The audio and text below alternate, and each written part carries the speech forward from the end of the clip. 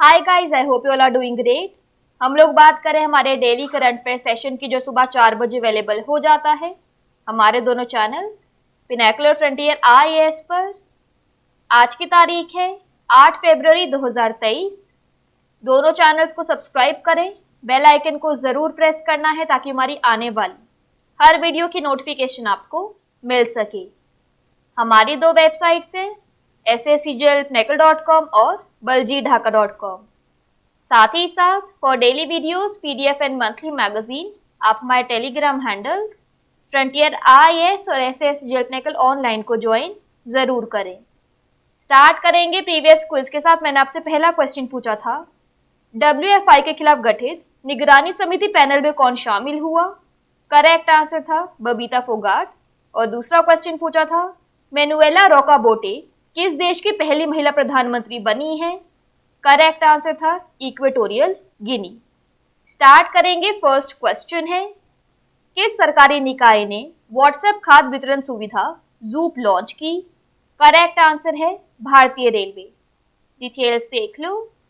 तो भारतीय रेलवे में यात्रा करने वाले यात्री अब अपने पीएनआर नंबर का उपयोग करके यात्रा करते समय व्हाट्सएप के माध्यम से ऑनलाइन खाना ऑर्डर कर सकते हैं। यह भारतीय रेलवे में ई कैटरिंग सेवाओं को अधिक ग्राहक केंद्रित बनाने की दिशा में एक और कदम है। भारतीय रेलवे ने हाल ही में रेलवे यात्रियों के लिए ई कैटरिंग सेवाओं के माध्यम से भोजन ऑर्डर करने के लिए जूप नामक व्हाट्सएप संचार शुरू किया है।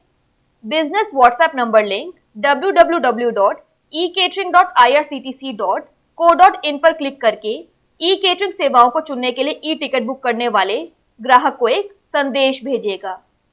नेक्स्ट क्वेश्चन है, भारत ऊर्जा सप्ताह 2023 कार्यक्रम के दौरान E20 ईंधन किसने लॉन्च किया? करेक्ट आंसर है नरेंद्र मोदी। डिटेल्स देख लो। तो इंडिया एनर्जी वीक 2023 इवेंट के दौरान पीएम मोदी ने E20 फ्यूल लॉन्च किया। ईंधन को भारत के 11 राज्यों और केंद्र शासित प्रदेशों में फैले 83 स्थानों पर लॉन्च किया जा रहा है। E20 का मतलब है ईंधन में 20% इथेनॉल और 80% पेट्रोल है। आज भारत में इथेनॉल का मिश्रण प्रतिशत 10 है, मतलब भारत E10 ईंधन का उपयोग कर रहा है। ब्राजील और संयुक्त राज्य अमेरिका जैसे जैव ईंधन के दुनिया के सबसे बड़े उत्पादक पहले ही E100 ईंधन हासिल कर चुके हैं। इथेनॉल एक प्राकृतिक स्रोत चीनी को किण्वित करके बनाया जाता है। यह जलते समय बहुत कम अवशेष छोड़ता है और इसलिए हवा को साफ रखता है। भारत बहुत अधिक गन्ने का उत्पादन करता है, इसलिए E20 में देश की ईंधन मांगों को पूरा करने में अच्छी क्षमता है। E20 और इलेक्ट्रिक वाहन दोनों ही उत्सर्जन मुक्त देश बनने के उपाय हैं, इसलिए पर्यावरणविद इस कदम का स्वागत कर रहे हैं। नेक्स्ट क्वेश्चन है, प्रयोगशाला में विकसित हीरो पर शोध करने के लिए किस संस्थान को 242 करोड़ रुपए का अनुदान प्रदान किया जाएगा? करेक्ट आंसर है IIT मद्रास। डिटेल्स देख लो। तो वाणिज्य विभाग द्वारा की गई एक सिफारिश के अनुसार IIT मद्रास को लैब ग्रोन डायमंड LGD पर शोध करने के लिए 5 साल की अवधि में 242 करोड़ रुपए का अनुदान प्रदान किया जाएगा।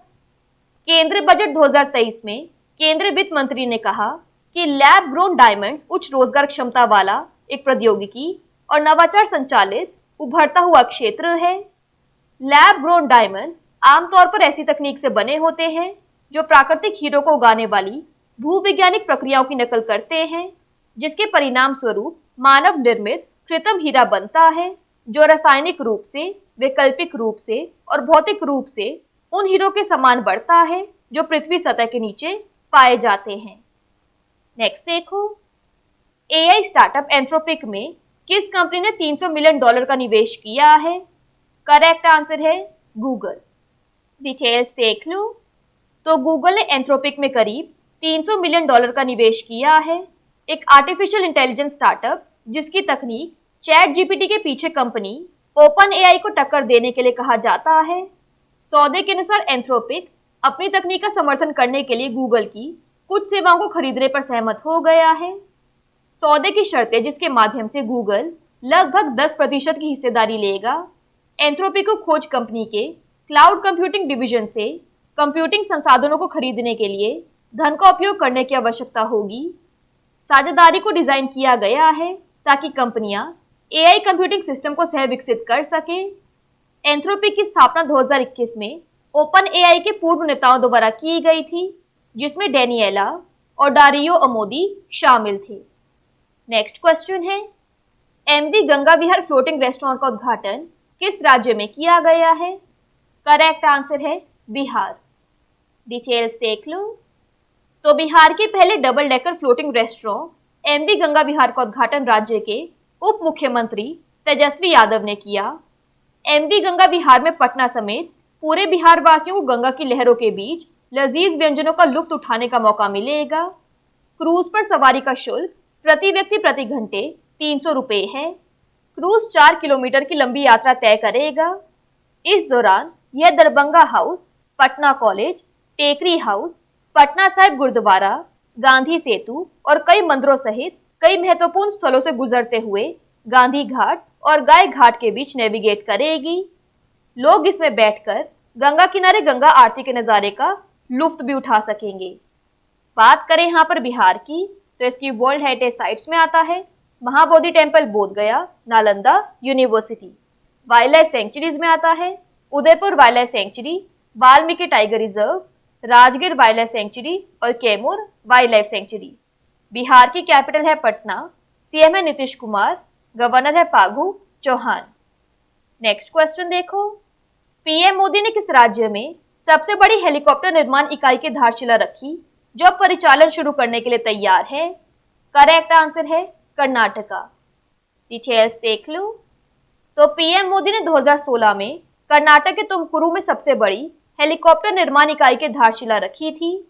यूनिट अब अपना काम शुरू करने के लिए तैयार है। यह इकाई 1000 से अधिक हेलीकॉप्टरों का उत्पादन करेगी और भारत को हेलीकॉप्टरों के मामले में आत्मनिर्भर बनाएगी।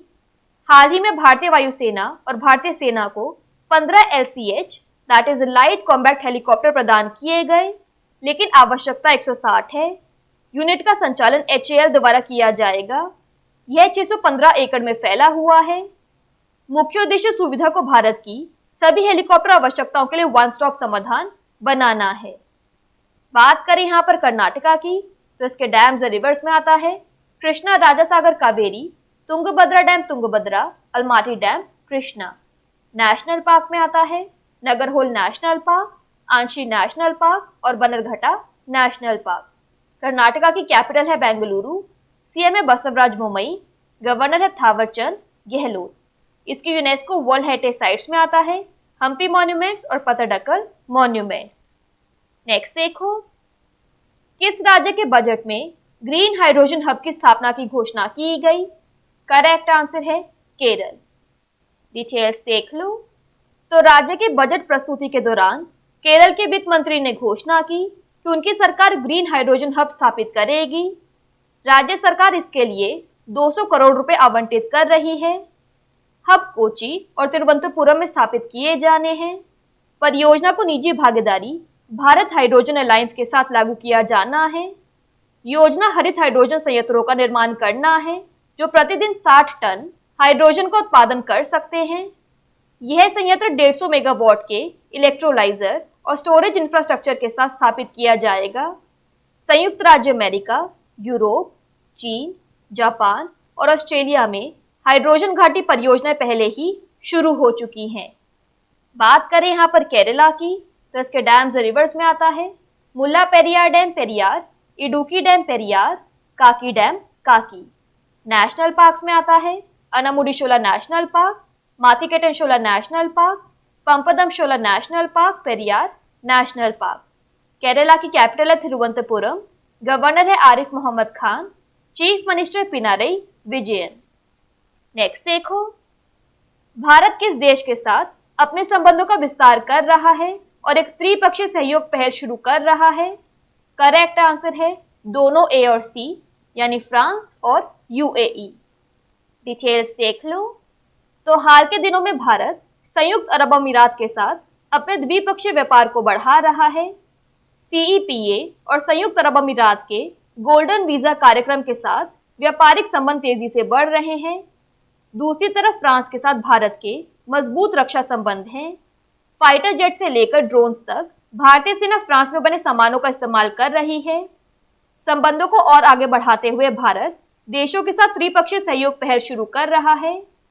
पहल के तहत देश ऊर्जा परियोजनाओं को डिजाइन और कार्यान्वित करने के लिए मिलकर काम करेंगे।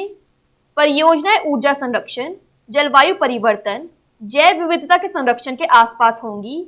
फोकस का मुख्य क्षेत्र हिंद महासागर क्षेत्र है। नेक्स्ट देखो, झारखंड के स्थानीय कारीगरों के लिए कौन सा ऑनलाइन मार्केटप्लेस लॉन्च किया गया है? करेक्ट आंसर है दियोगर मार्ट। डिटेल्स देख लो। तो दियोगर मार्ट स्थानीय कला और शिल्प बेचने वाली एक ई कॉमर्स वेबसाइट है। इसका शुभारंभ श्री मंजुनाथ भजंत्री ने किया। वह मूल रूप से बांस कारीगर समुदाय से हैं। उनके गांव में 34 से अधिक विभिन्न कारीगर परिवार हैं। मंजुनाथ ने अपने सामुदायिक कौशल को दियोगर मार्ट के माध्यम से लोगों तक पहुंचाया है। मार्ट के शुभारंभ का मुख्य उद्देश्य कारीगरों और शिल्पकारों के कार्यों को वैश्विक बाजार तक पहुंचाना है। मंच मुख्य रूप से स्थानीय कला और शिल्प को लक्षित करता है। यह मिठाई, पेड़ा, कपड़े, परिधान, हस्तशिल्प, ललित कला, जैव उत्पाद, वन उत्पाद, अगरबत्ती आदि बेचता है। लास्ट क्वेश्चन है आज के सेशन के लिए। महिला जननांग विकृति के लिए जीरो टॉलरेंस का अंतर्राष्ट्रीय दिवस कब मनाया जाता है? करेक्ट आंसर है 6 फरवरी। डिटेल्स देख लो। तो महिला जननांग विकृति के लिए जीरो टॉलरेंस का अंतर्राष्ट्रीय दिवस 6 फरवरी को मनाया जाता है। इस दिन को मनाने के पीछे प्राथमिक उद्देश्य इस क्रूर प्रथा के उन्मूलन के प्रयासों को बढ़ाना और प्रत्यक्ष करना है और महिला जननांग विकृति के उन्मूलन को बढ़ावा देना है। समन्वित और व्यवस्थित प्रयासों की आवश्यकता है और उन्हें पूरे समुदाय को शामिल करना चाहिए। समानता, यौन शोषण और इसके परिणामों से पीड़ित महिलाओं और लड़कियों की जरूरतों पर ध्यान देना और मानव अधिकारों, लिंग पर ध्यान केंद्रित करना चाहिए। 2023 के लिए थीम है FGM को समाप्त करने के लिए सामाजिक और लैंगिक मानदंडों को बदलने के लिए पुरुषों और लड़कों के साथ साझेदारी। क्विकली बात कर लेते हैं आज के सेशन की समरी की। तो WhatsApp food delivery facility Zoop को लॉन्च किया इंडियन रेलवेज ने। इंडिया एनर्जी वीक 2023 इवेंट में E20 फ्यूल को लॉन्च किया हमारे प्रधानमंत्री नरेंद्र मोदी जी ने। लैब ग्रोन डायमंड्स की रिसर्च को अंडरटेक करने के लिए 242 करोड़ रुपए का ग्रांट IIT मद्रास को दिया जाएगा। AI स्टार्टअप एंथ्रोपिक में $300 मिलियन इन्वेस्ट किए हैं गूगल ने। MV गंगा विहार फ्लोटिंग रेस्टोरेंट को इनॉग्रेट किया गया बिहार में। लार्जेस्ट चॉपर मैन्युफैक्चरिंग यूनिट का फाउंडेशन स्टोन कर्नाटका में रखा गया था, जो अब ऑपरेशन स्टार्ट करने के लिए रेडी है। ग्रीन हाइड्रोजन हब स्टैब्लिश किए जाएंगे केरला में। इंडिया ने ट्राइलेटरल कोऑपरेशन इनिशिएटिव स्टार्ट किया है विद फ्रांस एंड UAE।